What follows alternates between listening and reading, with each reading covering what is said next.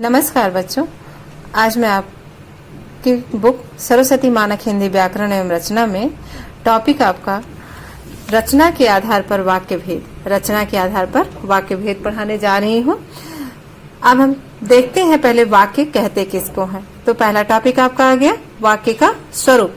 जब भी हमें अपने मन की बात दूसरों तक पहुंचानी होती है या किसी से बातचीत करनी होती है तो हम वाक्यों का सहारा लेकर ही बोलते हैं। यद्यपि विभिन्न वाक्य विभिन्न शब्दों पदों और शब्द एक ही होते हैं के योग से बनता है और हर शब्द का अपना अलग अर्थ भी होता है। पर वाक्य में आए सभी घटक परस्पर मिलकर एक पूरा विचार या संदेश प्रकट करते हैं।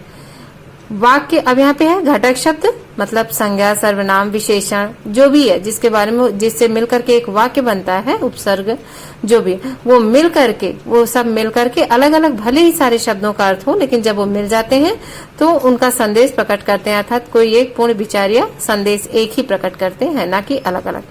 वाक्य छोटा हो या बड़ा किसी न किसी विचार या भाव को पूर्णतः व्यक्त करने की क्षमता रखता है। अतः उद्देश्य तथा विधेय, उद्देश्य हम जैसे किसी को उद्देश्य जिसके बारे में हम बात करते हैं और जो बात करते हैं उसकी विशेषताओं के बारे में उसे हम विधेय कहते हैं। तो उद्देश्य तथा विधेय से बनी भाषा की वह लघुतम इकाई, छोटी इकाई जिसके माध्यम से वक्ता मतलब बोलने वाला अपने भाव एवं विचारों को संप्रेषित मतलब आदान प्रदान करता है, भेजता है और ग्रहण करता है, वाक्य कहलाता है। फिर से उद्देश्य तथा विधेय से बनी भाषा की वह लघुतम इकाई जिसके माध्यम से वक्ता अपने भाव एवं विचारों को संप्रेषित करता है, वाक्य कहलाता है। अब वाक्य में निम्नलिखित बातें होती हैं। क्या क्या बातें होती हैं आइए देखते हैं।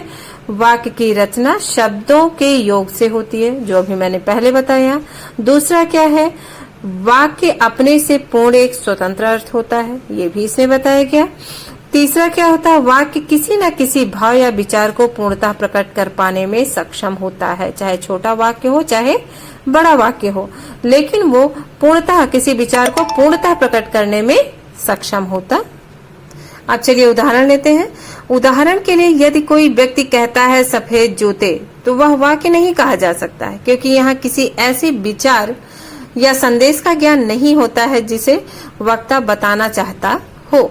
जबकि मुझे सफेद जूते खरीदने हैं एक पूर्ण वाक्य है, क्योंकि यहाँ सफेद जूतों के विषय में बोलने वाले का भाव स्पष्टतः प्रकट हो रहा है।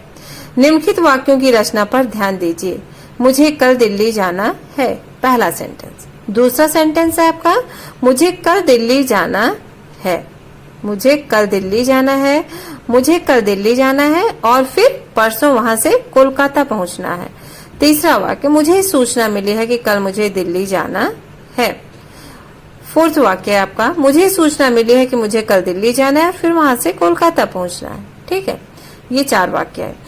उपरोक्त वाक्य में वाक्य नंबर 1 का है कि एक वाक्य है, ये केवल एक वाक्य है, मुझे कल दिल्ली जाना है, एक वाक्य।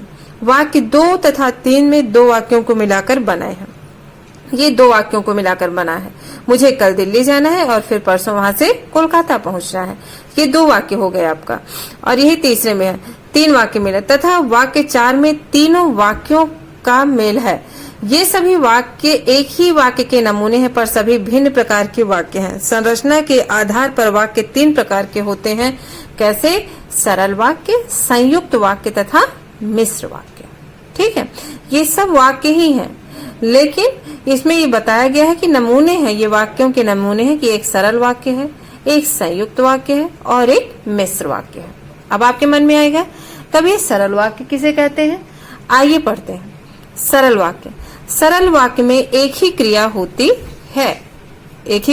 है, अतः यह एक ही वाक्य होता है, इसमें उपवाक्य नहीं होते हैं। जैसे मुझे कल दिल्ली जाना है, तो इस वाक्य में एक ही क्रिया जाने की हो रही है, मुझे कल दिल्ली जाना है।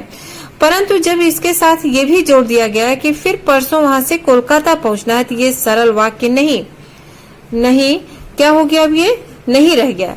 फिर वहां से मुझे, क्योंकि सरल वाक्य में तो एक ही क्रिया होती है। ठीक है, अब यहाँ दो क्रियाएं हो रही हैं। अब यहाँ पूरा वाक्य दो अलग अलग वाक्यों से मिलकर बना है, जिसमें जाना है और पहुंचना है, दो क्रियाएं हैं। सरल वाक्य में अब पहले केवल सरल वाक्य जानना है। सरल वाक्य में आने वाली क्रिया यदि अकर्मक हो तो उस वाक्य में कर्म नहीं आ सकता, जैसे वह सो गया। अब यदि सकर्मक क्रिया है तो कर्म अवश्य आएगा, जैसे छात्र ने पाठ पढ़ा। छात्र ने पढ़ा नहीं है, छात्र ने पाठ पढ़ा, तो कर्म आवश्यक है, पाठ आपका कर्म हो गया और पाठ पढ़ना। तो यदि सकर्मक क्रिया है और द्विकर्मक है तो दो कर्म आएंगे, जैसे सेठ ने नौकर को पैसे दिए। सेठ ने, यदि सकर्मक क्रिया है, कर्म के साथ जो क्रिया है, और द्विकर्मक है तो कर्म आएंगे, जैसे सेठ ने नौकर को पैसे दिए। अब यदि प्रेरणार्थक क्रिया है तो प्रेरक संज्ञा तथा प्रेरित संज्ञा दोनों का प्रयोग होगा। अध्यापक ने छात्रों से लेख लिखवाया। अब ये प्रेरक हो गया, अध्यापक और छात्रों से प्रेरित हो गया, इनको प्रेरित करना है तो अध्यापक ने छात्रों से लेख लिखवाया। यदि प्रेरणार्थक क्रिया है तो प्रेरक संज्ञा और प्रेरित संज्ञा दोनों का प्रयोग होगा। सरल वाक्य के घटक, हम सरल वाक्य पढ़ रहे थे, तब सरल वाक्य के घटक क्या क्या हैं? सरल वाक्य के संरचना के धरातल पे दो प्रमुख घटक माने जाते हैं। क्या क्या? उद्देश्य और विधेय। पहले ही मैंने बताया है आपको, उद्देश्य और विधेय। वाक्य में जिसके विषय में कुछ कहा जाए, कर्ता, वह उस वाक्य का उद्देश्य है। जिसके बारे में कुछ कहा जाए तो कर्ता हुआ, और वो ही वह उस वाक्य का उद्देश्य होता है। और उद्देश्य के विषय में जो कहा जाए, क्रिया, वह विधेय होता है। इन दोनों को योग से ही वाक्य संरचना के आधार पर पूर्ण होता है। इस प्रकार उद्देश्य और विधेय के रूप में कर्ता और क्रिया सरल वाक्य के प्रमुख अंग हैं। उद्देश्य और विधेय के रूप में कर्ता और क्रिया, कर्ता हो गया आपका उद्देश्य और क्रिया हो गई आपका विधेय, सरल वाक्य के प्रमुख अंग है। प्रयुक्त शब्द ऐच्छिक घटक के रूप में वाक्य में प्रयुक्त होती है। इनसे वक्ता का कथन अधिक स्पष्ट होता है, जैसे मुझे कल बच्चों के विद्यालय जाना है। मुझे, इसमें ऐच्छिक घटक, ऐच्छिक ज्यादा प्रकट होता है। इसमें बताया गया है ना कि इसमें ऐच्छिक घटक के रूप में ये सेंटेंस के वाक्य में प्रयुक्त होता है। ऐच्छिक मतलब अपनी इच्छा अनुसार जो कोई काम करना है, या मेरी ये इच्छा है, इस तरह के भाव प्रकट करेंगे आपका, वही ऐच्छिक घटक जैसे ये स्पष्ट होंगे सरल वाक्य होगा। जैसे मुझे कल बच्चों के विद्यालय जाना है, ये ऐच्छिक घटक वाक्य में अनिवार्य अंगों के सहायक बनकर ही आते हैं। अतः उद्देश्य के अंतर्गत मुख्य पद कर्ता तथा उसके विस्तारक घटक विशेषण या विशेषण पदबंध आते हैं। अब विधेय के अंतर्गत क्या आते हैं? मुख्य घटक क्या आते हैं? क्रिया, क्रिया का विस्तार, क्रिया विशेषण, कर्म, कर्म का विस्तार, कर्म विशेषण, विस्तार विशेषण तथा पूरक का विस्तार विशेषण आते हैं। ये विधेय के अंतर्गत आते हैं। जैसे मेरी बहन 2 दिन से यह किताब पढ़ रही थी, ये विधेय हो गया। और उद्देश्य, दशरथ पुत्र राम ने रावण को मारा, तो उद्देश्य दशरथ पुत्र राम हो गया और विधेय हो गया रावण को मार गिराया। ठीक है। और परिश्रम करने वाले छात्र ही परीक्षा में सफल होते हैं। दूसरों के साथ मीठा बोलने वाले व्यक्ति, ये उद्देश्य हो गया, सबके मन को भाते हैं। विधेय, वह उद्देश्य आपका हो गया, पुस्तक पढ़ते पढ़ते सो गया। ठीक है, तो विधेय हो गया, वह पुस्तक पढ़ते पढ़ते सो गया। सभी आंदोलनकर्ता, उद्देश्य हो गया, शांतिपूर्ण प्रदर्शन कर रहे थे, विधेय हो गया। कल वह लड़का, इसमें 2 उद्देश्य हो गए, कल भी और वह लड़का उद्देश्य में आ गया, और विधेय है, सॉरी ये कल है आपका विधेय, और वह लड़का, वह लड़के के बारे में ही है ना कि कल, तो कल वह लड़का बारिश में पूरा भीग गया, तो इसमें 2 विधेय हैं। बंजारा मस्ती से गीत गाता चला जा रहा था, तब ये बंजारा उद्देश्य हो गया, मस्ती से गीत गाता चला जा रहा था, विधेय। मैंने ऐसी भयानक आग पहले कभी नहीं देखी, तो मैंने उद्देश्य हो गया आपका, और ये विधेय हो गया। ये सब किसके उदाहरण है? स्वागतार्थ आए हुए लोगों से घिरे श्री कृष्ण ने, उद्देश्य, नगर में प्रवेश किया, विधेय हो गया। बच्चों, ये आपका सरल वाक्य के अंतर्गत ये सारे आ गए। उद्देश्य और विधेय से बनी ये सेंटेंस होते हैं, जिसमें मुख्य रूप से उद्देश्य और विधेय होते हैं और एक ही वाक्य होता है और एक वाक्य में ऐच्छिक घटक अनिवार्य होते हैं। ऐच्छिक घटक अनिवार्य अंगों के सहायक बनकर ही आते हैं। ठीक है, अब आइए संयुक्त वाक्य। ये हो गई सरल वाक्य की बात।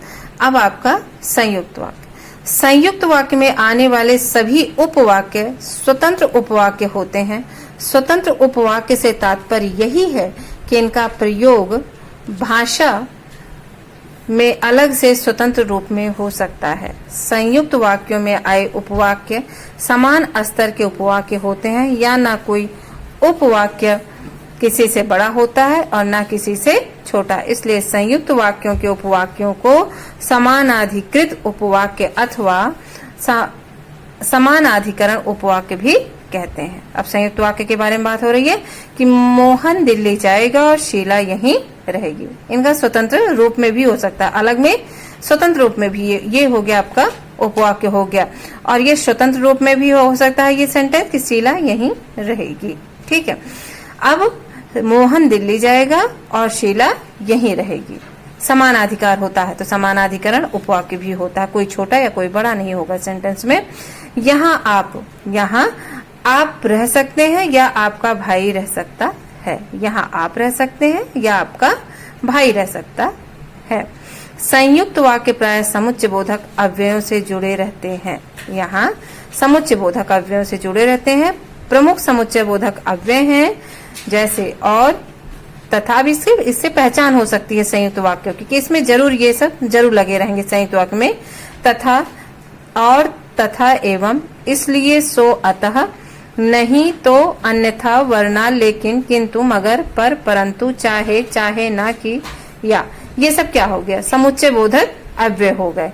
इसमें जरूर होगा जैसे और, या, और हो गया ना। अब कभी कभी संयुक्त वाक्य में समुच्चय बोधक अव्यय चिन्हों का लोप भी कर दिया जाता है। जैसे रहने वाले रहेंगे, जाने वाले चले जाएंगे। और का लोप हो गया ना कि रहने वाले रहेंगे और जाने वाले चले जाएंगे। क्या सोचा था और क्या हो गया? यहाँ पर क्या हो गया? पर भी हो सकता है। क्या सोचा था पर क्या हो गया? काम किया है, पैसा तो मांगूंगा ही। तो काम किया है इसलिए पैसा तो मांगूंगा ही। ठीक है, तो अब यहाँ पे इसका लोप भी दिखा दिया गया और, पर, इसलिए। तो ये समुच्चय बोधक अव्यय है और ये कहाँ पे लग रहे हैं? किस वाक्य में? संयुक्त वाक्य में लग रहे हैं। तो कहीं पे ये दिखाया जा रहा है और कहीं पे इनका लोप हो जा रहा है कि रहने वाले रहेंगे और जाने वाले चले जाएंगे। क्या सोचा था पर क्या हो गया? काम किया है इसलिए पैसा तो मांगूंगा ही। तो यहाँ पे लोप भी दिखाया गया है। अब आइए देखते हैं कि संयुक्त वाक्यों में भेद। सरल वाक्यों में भेद नहीं था लेकिन संयुक्त वाक्यों में भेद। संयुक्त वाक्यों के भेद इस आधार पर किए जाते हैं कि उनके उपवाक्य परस्पर किन संबंधों के आधार पर जुड़े हैं। किन संबंधों के आधार पर जुड़े हैं उपवाक्य। सामान्यतः ये संबंध 4 प्रकार के होते हैं: संयोजक संबंध, विभाजक संबंध, विरोधवाची संबंध और परिणामवाची संबंध। उनके उपवाक्य किन संबंधों से जुड़े हैं, इसी से ही इनके 4 भेद हो जा रहे हैं। 4 प्रकार के संयुक्त वाक्य हो जाते हैं: संयोजक संयुक्त वाक्य, विभाजक संयुक्त वाक्य, विरोधवाचक संयुक्त वाक्य और परिणामवाची संयुक्त वाक्य। अब आइए संयोजक संयुक्त वाक्य। जिन संयुक्त वाक्यों में उपवाक्य 2 कार्य, व्यापारों और परिस्थितियों को जोड़ने का कार्य करते हैं। जैसे 2 कार्यों को जोड़ने का। मैं दिल्ली गया था और मेरी पत्नी आगरा। तो आगरा गई थी और मेरी पत्नी आगरा गई थी। यहाँ पे दो कार्य व्यापारों या स्थितियों को जोड़ती है। 2 स्थितियां यहाँ पे हुई ना, पत्नी आगरा गई थी और मैं दिल्ली गया था। आपके लिए खिचड़ी बनी है एवं मेरे लिए चावल बना। तो 2 क्रियाओं को इसमें जोड़ गया है। तो यहाँ पे संयोजक संयुक्त वाक्य, जिन संयुक्त वाक्यों में उपवाक्य 2 कार्य, व्यापारों या परिस्थितियों को जोड़ने का कार्य करे। मैं बैठूंगा तथा उधर दूसरे लोग बैठेंगे, तथा उधर दूसरे लोग बैठेंगे। 2 कार्यों को जोड़ रहा है। विभाजक संयुक्त वाक्य, जिन संयुक्त वाक्य में आए उपवाक्यों से 2 स्थितियों या कार्य, व्यापारों के बीच विकल्प दिखाया जाए या एक को स्वीकार किया जाए तथा दूसरे को त्यागा जाए, वे विभाजक संयुक्त वाक्य कहे जाते हैं। जैसे या, ना, कि आज समुच्चय बोधक अव्ययों का प्रयोग मिलता है। जैसे आप पहुंच जाएंगे या मैं आपको फोन करूं, या आ गया इसमें पहचान। विभाजक संयुक्त वाक्य, मैं ना आपको पहचानता हूँ, ना आपके पिताजी को ना आया। ठीक से काम करो अथवा नौकरी से छोड़ दो, या नौकरी छोड़ दो। ना तो शीला ही आई, ना आपके बेटे को ही भेजा। ना आया ना, या अथवा आया, या की आया। ठीक है, ये विभाजक है। आप मेरे साथ रहेंगे कि मदन मोहन के साथ रहेंगे, ये आपका विभाजक संयुक्त वाक्य हो गया। विरोधवाचक संयुक्त वाक्य, जब उपवाक्यों के बीच विरोध या विरोधाभास का बोध हो तैसे विरोधवाचक संयुक्त वाक्य कहलाते हैं। ये प्राय मगर पर लेकिन बल्कि आदि अव्यय से जुड़े होते हैं। वह खेलने में तो अच्छा है मगर पढ़ाई लिखाई नहीं करता।